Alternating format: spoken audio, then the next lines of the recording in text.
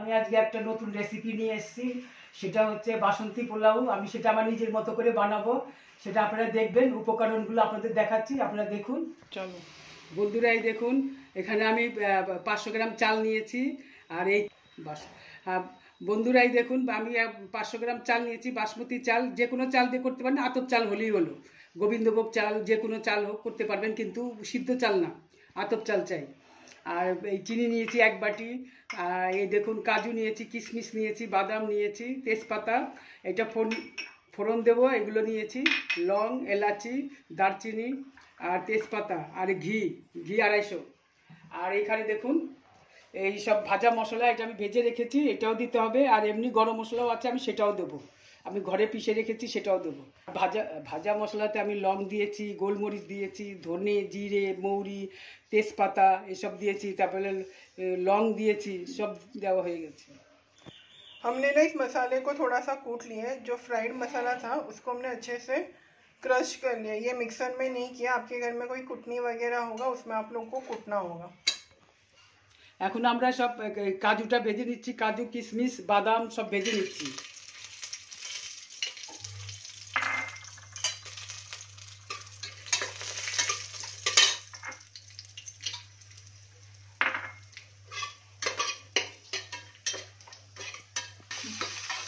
हमारा dry fruits अभी fry हो गया, हम इसको निकाल ले रहे हैं। ভেজে নিয়েছি, সেগুলো বের করে নিচ্ছি। पाव किलो जैसा घी डाल रहा है, हाँ, বাংলায় বলে। এখন আমরা पाव किलो ঘি ঢেলে দিচ্ছি, হ্যাঁ, 250 ঘি ঢেলে দিচ্ছি। এখন জিরা ঢেলে দিচ্ছি, তেজপাতা ঢেলে দিচ্ছি, আর এলাচি, দারচিনি আর লং সব ঢেলে দিচ্ছি এখন ঘিয়ের মধ্যে।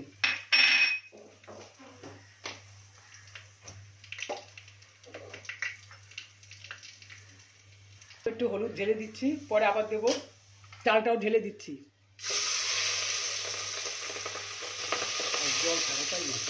আপনারা চালটাকে 2 ঘন্টা আগে ভিজিয়ে রাখবেন। আর ভালো করে যখন কুকারে ছাড়বেন বা কড়াইতে বানাবেন, তখন আপনি চালটাকে ভালো করে ভেজে নেবেন, একটু নাড়াচাড়া করে ভালো করে ভেজে নেবেন।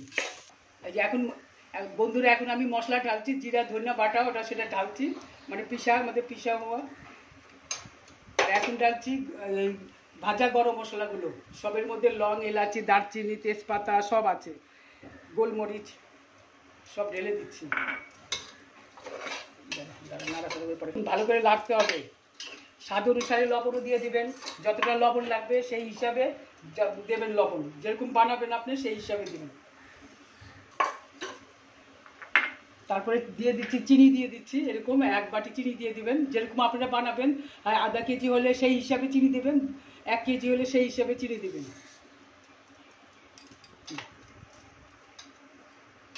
সব মিশিয়ে দেবেন।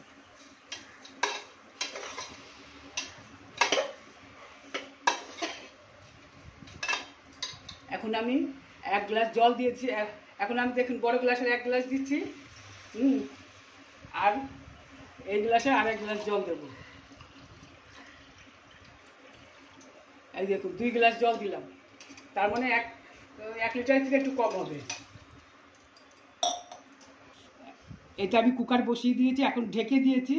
আর আপনারাও 1 সিটি মারলেই ওটা গ্যাস বন্ধ করে দেবেন, কেননা ওটা চালটা 2 ঘন্টা আগে ভিজিয়ে রাখতে হয়, তো তাড়াতাড়ি হয়ে যায়, বেশি টাইম লাগে না।